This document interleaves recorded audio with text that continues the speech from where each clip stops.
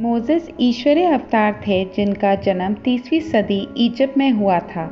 Moses के जो अनुयायी थे उनके वंशज इब्राहिम को मानने वालों में से थे, जो यहूदी के नाम से जाने जाते हैं। यहूदी लोग कनान में रहते थे और वहाँ पर जब पानी की कमी होने लगी, उन्हें कनान छोड़कर इजिप्ट जाना पड़ा।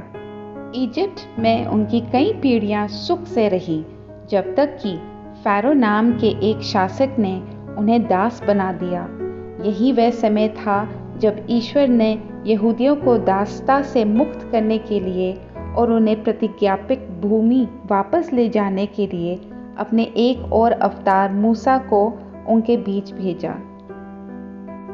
यहूदियों को फ़ारो के लिए कई कष्ट सहने पड़े, पर एक दिन फ़ारो ने यह आदेश दिया कि उनके सभी नवजात लड़कों की हत्या कर दी जाए, ताकि वे बड़े होकर कई ऐसे सैनिक न बन जाएं जो फ़ारो के विरुद्ध उठ खड़े हों।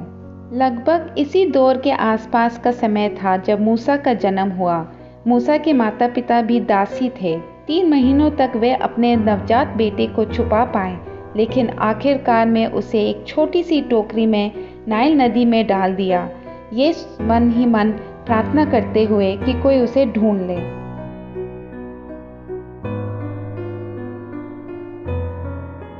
इस बीच मूसा की बहन मिरियम ये देखने के लिए झाड़ियों में छिप गई कि उसके नन्हे भाई का क्या होगा। तभी फ़ारो की बहन अपनी दासियों के साथ नदी पर स्नान करने गई थी।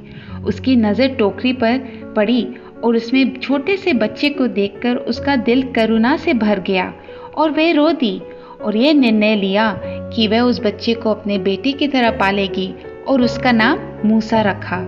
इस प्रकार मूसा की जान बच गई और उनकी परवरिश राजा फ़ारो के राजमहल में हुई।